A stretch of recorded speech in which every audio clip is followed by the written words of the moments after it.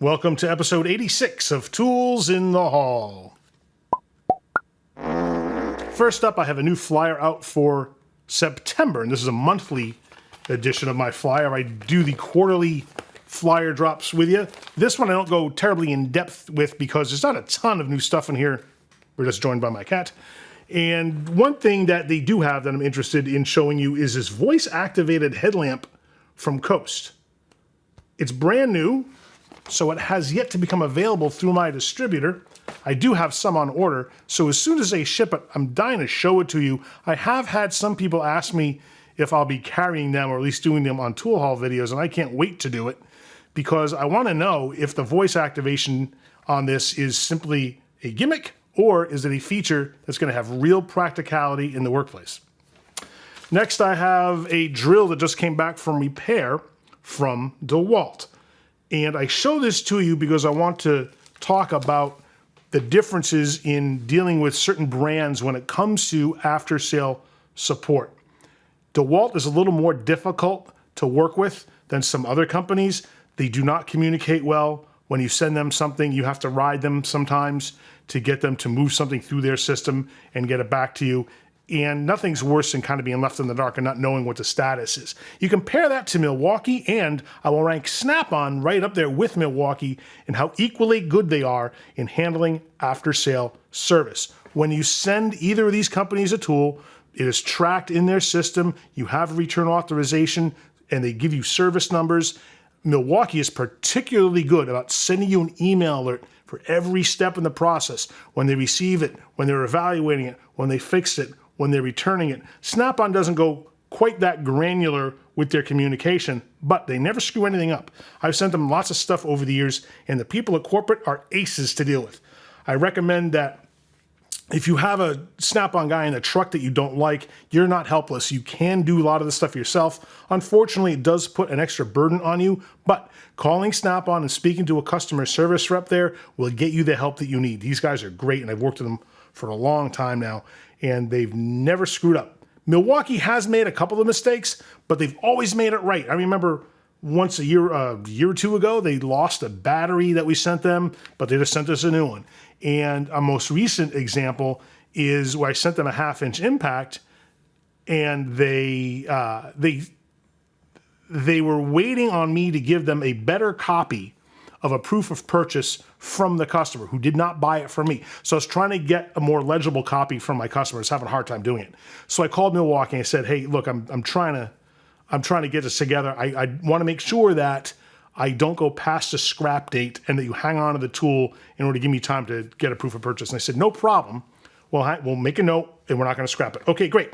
Well, I get an updated copy of the receipt and I call Milwaukee and I say, "I'm going to submit you that receipt." They said, "Oh, we scrapped the tool yesterday." And I said, I don't know what to say because you told me you wouldn't. And I called you on a particular date and I talked to so-and-so and they said, "Oh, hang on, let's look it up." And they did. And they said, "Yeah, sorry, our bad. We'll send you a new tool." So it got resolved quickly and mistakes are made. We're all human. The way Milwaukee recovers from those mistakes is what makes them top-notch in my book. And as far as SnapOn goes, I've never seen them make a mistake with anything that I've sent them. They're always spot on and very prompt with their communication. And if you need to call them, it's easy to do, to speak to a customer service rep there, and they will treat you right. And I say that about SnapOn to show you this. This is a new brake caliper compressor that has been replaced under warranty for a customer of mine who no longer sees a SnapOn guy because he vanished. It's been a weird year, I think, for SnapOn in my area. I cover an area where I know that 3 other SnapOn guys have operated up until recently. They're all gone now for varying reasons. And suffice to say that there's a real hole in the service for SnapOn customers. So I'm telling everyone, hey, contact SnapOn directly. They can help you out.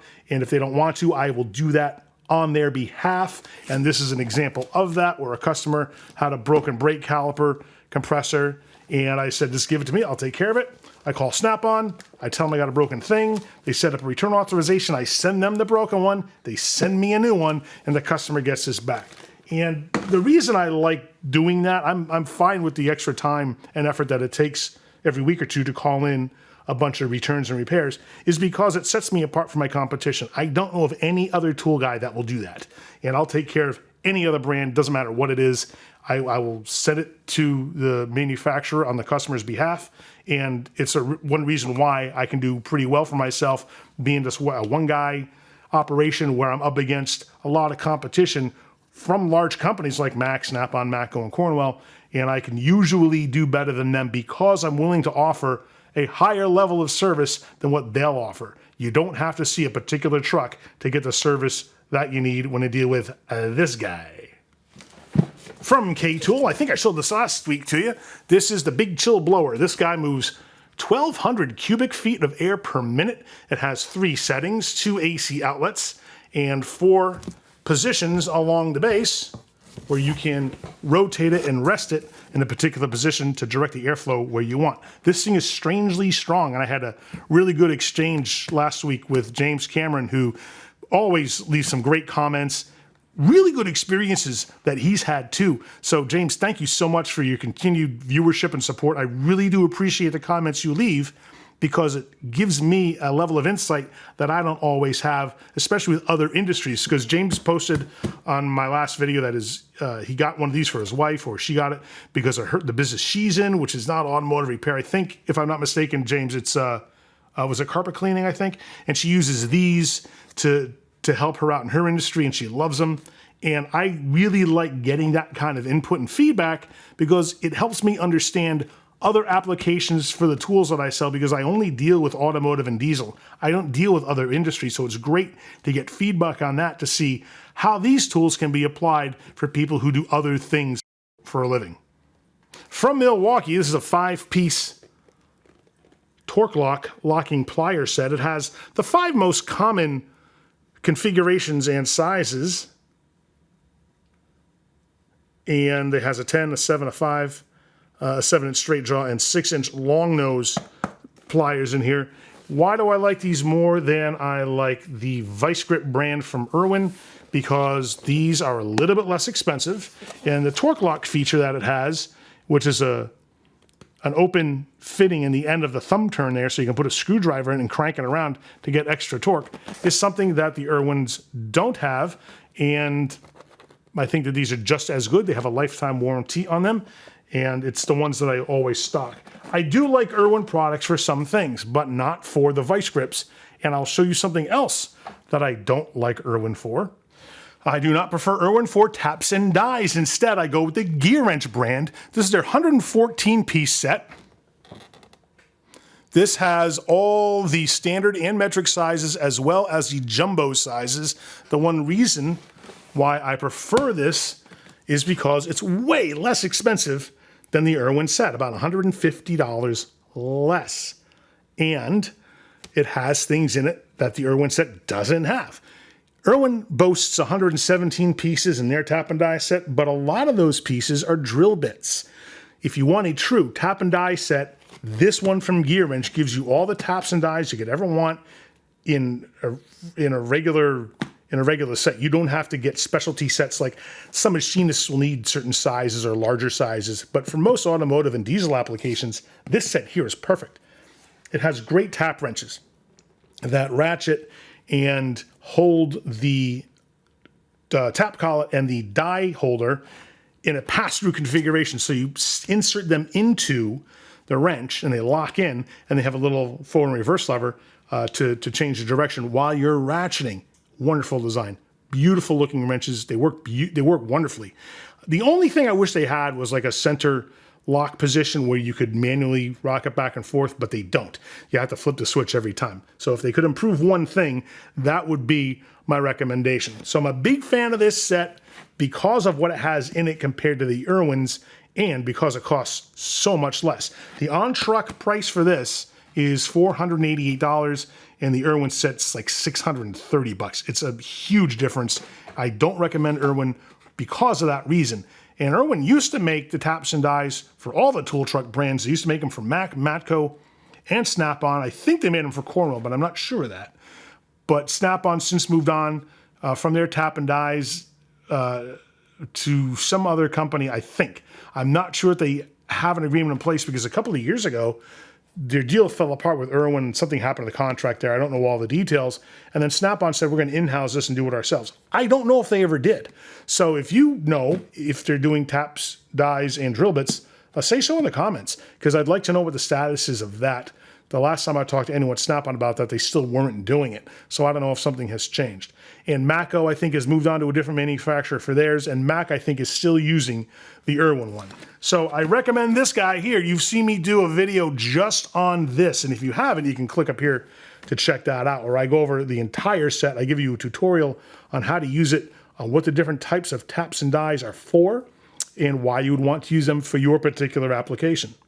Milton makes a lot of air fittings and blowers and stuff like this, and they make this siphon spray blowgun kit.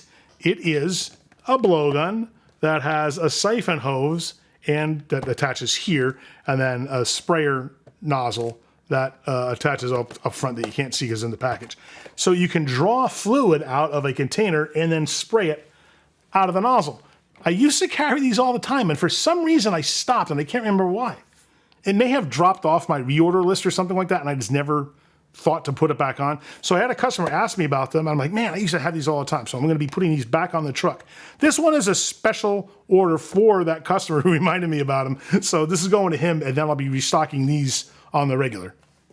If you have a Streamlight Stinger flashlight, look inside of it and see what kind of battery you have. If it's the green battery, it's a nickel metal hydride battery, and they have since upgraded the batteries to these blue lithium ion batteries.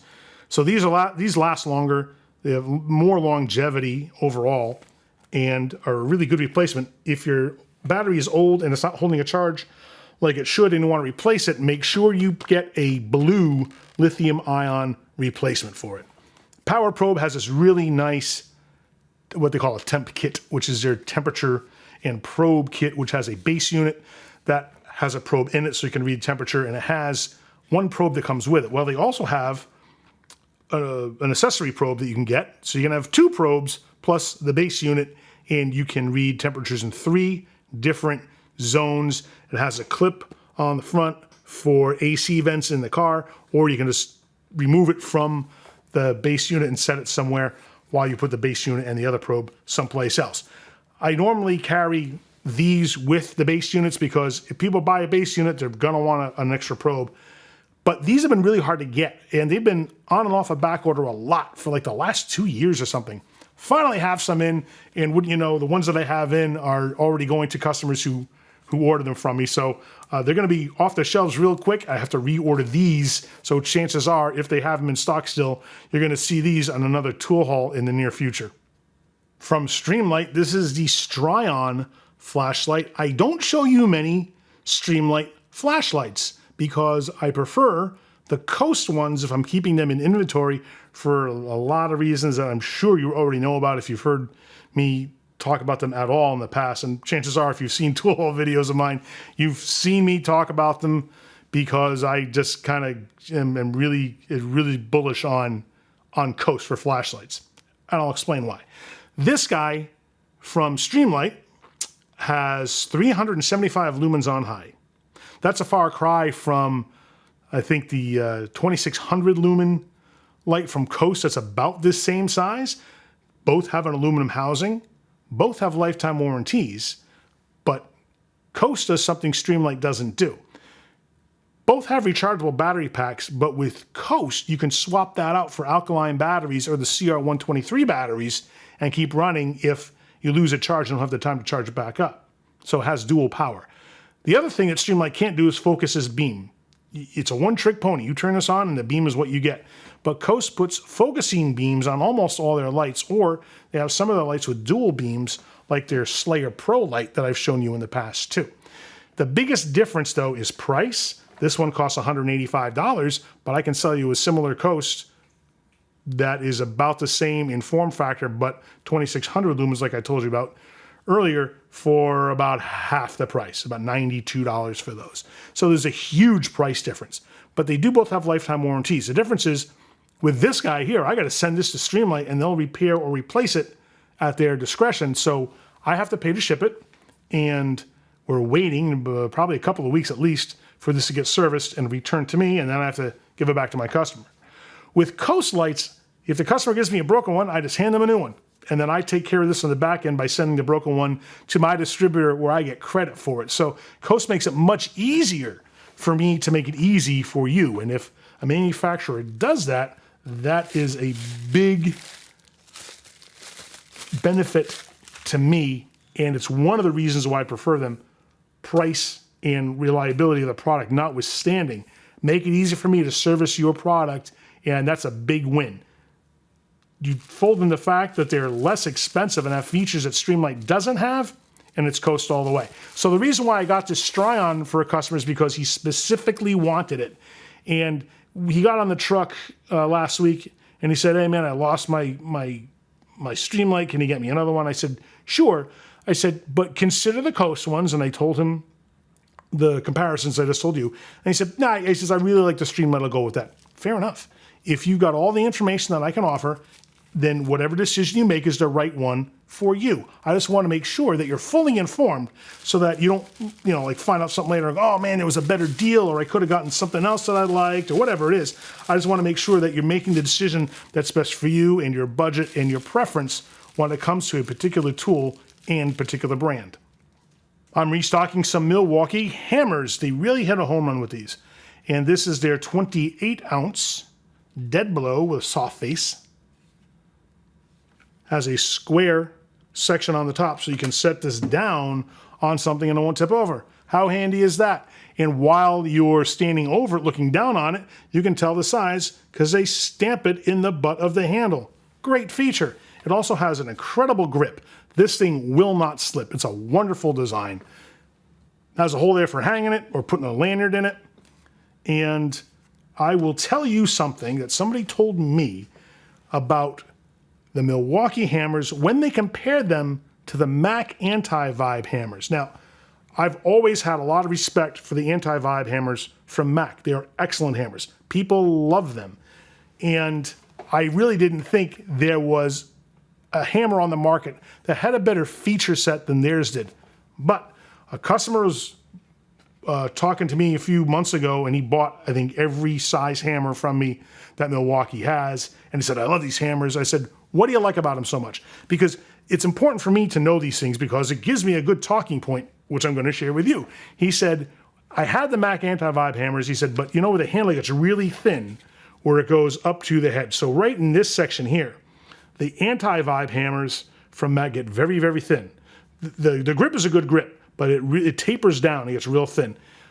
He said, it's uncomfortable to hold if you need to choke up on it to do really fine work. He said, the handles on the Milwaukee ones are much nicer to hold. It gives you a firm grip all the way up to the top so that if you have to use it to do fine work, because they do have some hard-face ball-peen versions of these hammers, it's much more manageable, he said, and I really like that feature. I'm like, wow, that is great information to have, because now I can share it with you. And now if you're looking at hammers, that's something you can factor in to your hammer buying decision. Lifetime warranty on these, and when you compare these in quality and longevity to other brands, I have yet to have to take care of any Milwaukee hammer under warranty. These things last a long time. You compare that to the same period where I've been selling these to, say, Mac, SnapOn and Mako hammers, and I've seen a lot of those break. And I help customers with those too, as I talked about earlier with the SnapOn stuff. So I've dealt with more than my share of other brands' hammers that have broken, and they've covered them under warranty, sure. But these guys are lasting, and I see a better longevity with these than I see in other brands. I'll right here some more about Coast. This is the CL20R worklight. Why do I choose this worklight over every other brand of worklight I can get my hands on? The number one reason is because this has a lifetime warranty, and I don't know any other worklight that can say that. So if anything goes wrong, just like the Coast flashlights I was talking about, I take it broken, I hand you a new one. So this guy here flips up, and it turns, and it pivots, and it swivels, and it's a very functional light. It has a terrific clamp on it that if you open it, you can clamp it around round objects, also onto flat objects, and it has these great non-slip rubber grips on them. It also has 4 rather strong magnets on them, so you can stick it to a ferrous metal surface, and you can use it as a base just to set it down and aim your light that way. On the back is the power switch, but also this covered power bank port and the charging port. It comes with a very nice braided cable for charging, and it takes a USB-C cord to charge it. $120 for this guy. There is a larger version for I think about $180 if I'm not mistaken, but this guy's pretty bright. 1750 lumens on this one, and has a low, medium, and high function on it. Wonderful light. I have sold lots of these over the past couple of years, and like the Milwaukee hammers, I have yet to have to take care of one after the sale, because they're just reliable lights that last a good long time. Is there a better 8-piece double-cut carbide burr set than the one from Astro? I don't know. Maybe. These are very good quality. I won't say anything bad about them. Compared to anybody else, I think that they're just as good. The only difference is with these is they don't carry a lifetime warranty like Mac and Matco's do. But here's the thing. You're not paying nearly the money for this as you are for those. These are about $100 on the truck. Compare that to a 4-piece set from Matco or Mac, and you're going to find a huge price difference. So you get twice as many burrs in here for way less than what you'll pay those other companies. Now, those other companies have lifetime warranties. Okay, fair enough. So when you go make a purchase decision, factor that in and ask yourself, how often do I think I'm going to break one of these and have to take advantage of that warranty? And if the answer is not very often, because I'm good to my tools and I know how to properly use a burr, then you may not want to spend the extra money, because all you're really doing with something like that is you are pre-buying all the brokens that you're going to replace under warranty. See what I mean? So you're saving yourself a lot of money and getting twice as many burrs in this set. And to replace these, if they do break, they're not that expensive. They're like $20 or something like that. So weigh that out. How many of these would you need to break to make up the cost difference between this and a set half the size from another brand? And you may say, you know, I think the value is with Astro, or maybe not. Maybe you say, you know, I'm really hard on my tools and I don't want to learn how to use them properly, so I'm going to take advantage of their warranty service. Okay, then do that. And that's simply a subjective decision that you need to make when it comes to the kind of tools that you buy, who you buy them from, what your usage is going to be for them. And you can look at things like drill bits the same way. You can buy a really expensive brand without a warranty, or you can buy an even more expensive brand like from Mac that has a warranty on every size. I know Matco has a warranty on every size larger than a 1/4 inch. So does Irwin. So you can save some money on the Irwin set, but you get a superior drill bit from a company like Concut because they're harder and sharper and they'll last longer, but there's no warranty. So there you are again in this decision point of factoring in the kinds of benefits that are good for you and weighing those all out versus the competition to know, where am I going to best spend my money?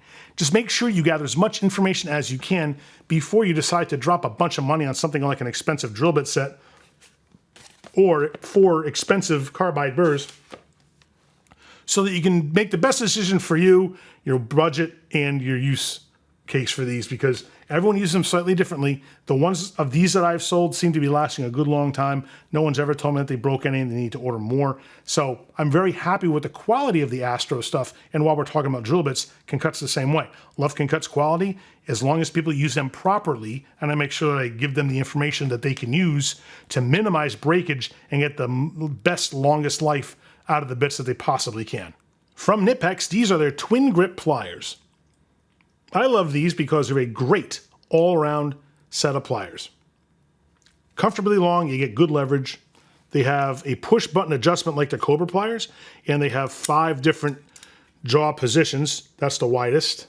And here's what I think is really a great feature and benefit from owning these. If you look at the cross-hatching in the jaws, try to focus here for you, you can see how they're cross-hatched. So you can grab things like the band or even the wire style hose clamps and remove them easily. And when you close the jaws, it even has right up here, focus, come on, right up here, you can see it has a larger hole for the spring style hose clamps. It has a jaw shape that will grab lots of different shaped objects like round, hex, square, and flat. A nice aggressive jaw design. These are wonderful, and they're not that expensive. I think on the truck they're like $51 or something. They're so nicely priced. And when they first came out with these, I said, those are great, but I bet they cost 80 bucks. No, they don't. So it was a very reasonable price for an outstanding set of pliers, and I have never been disappointed by anything that nipex puts out, because as far as I know, the only thing they make are pliers, and they make these really great specialty designs that only they have. Some people have copied their Cobra plier design, but I think the tolerances to which nipex manufactures their stuff is higher than other brands. You don't get slop in their joints. They're just wonderful, beautifully made, and they'll last you for many, many years trouble-free. And if you ever have a problem with them, they do have lifetime warranties, but they're a little specific with what they're covering under the lifetime warranties. Make sure you bone up on that, because they don't cover things like the serrations in the jaws and some other stuff. So before you file a claim with them or ask your dealer about them, just make sure that you're aware of what they do and don't cover, because they're a little more selective than some other brands like, say, Gearwrench, who is a no questions asked. If I give them something broken, I just get a credit for it and I'll hand you a new one. So you do pay more for a nipex tool than you will for other brands, but they're worth it because they're such high quality. This is a simple long-handled razor scraper from Lyle. 5 extra blades are stored in the handle. Not much to say about it, but it's a $25 tool that is rather popular with guys who have to take off window stickers or decals all the time. So I always keep this one on the truck, as well as the short little scrapers from Titan is my brand for those. They have the same razors go in those that go in this one here, and they have a short, wide plastic handle that's great for close-up work where you don't have to get the long reach that these guys afford you. So I love putting these on the truck. They're an easy sell because they're less money than some of the other designs that have clear plastic handles, or from some of the other brands that'll charge, I think at least 35 or 40 bucks for these, 25 bucks for these guys. And they're Lyle, so they're really high quality. They put lifetime warranty on all their stuff. I love that brand a lot for a lot of reasons. Quality and price are chief among them. If you do diagnostics and have to troubleshoot electrical work, the PowerProbe III is the tool that you need in your box to help you quickly and effectively troubleshoot electrical problems. This guy does a few things that you will find invaluable. It is a DC voltmeter. It has LEDs that light up for continuity. It has a bad ground indicator, a short circuit indicator, and you can test relays and other components. The best part about this is that you can actually inject 12 volt power into a component so you can test to see if it works. So you have a bad light, window motor, electric clocks, whatever it is. If you can touch that probe directly to a contact on the questionable piece, then you can see if the component itself works, and then track down the line to see where the fault is if that component does in fact work. You can also bench test stuff with this, so hook it up to a 12 volt power supply, and you can power and test all your bench components. So these are wonderful tools that help greatly reduce the time it takes to track down an electrical problem. And if you're intimidated by electrical work, and a lot of us are, because it's kind of confusing, if you can get good at it, it's worth it, because you'll then be specializing in a skill that a lot of guys don't have. Check out the YouTube videos that people have made on the PowerProbe III. There's a lot of independent videos made. I've seen some that are made by auto technician classes, and they show you in the classroom how to check certain things using this. And then there's guys that have in the field real world applications for this. So it's great to get both perspectives and to learn how to use this in the most effective way possible. Number one, you're going to get the most for your money, but number two, you'll be in high demand and you'll be able to charge more for your services. I know guys that have gone off on their own just to do electrical work, and they're loving it because being so highly specialized and doing such high quality work, they got a lot of money. No doubt about it. And they're never wanting for work. So it's a great way to make a living if you're so inclined. I hope you enjoyed this video. Do me a favor, keep watching the channel, because I've got some cool things that you're going to want to see. I'm going to have some cool After Dark firearms to show you coming up soon, including a cool revolver from Charter Arms and some cool rifles and shotguns. And we'll also have more Tools in the Hall videos, of course. Look forward to the end of September when I give you a new flyer drop video for a Q4 flyer that's going to take us to the end of the year. So do me a favor and click down here now to subscribe so you don't miss any of it. Thank you so much for watching. And remember, use a tool. Don't be one.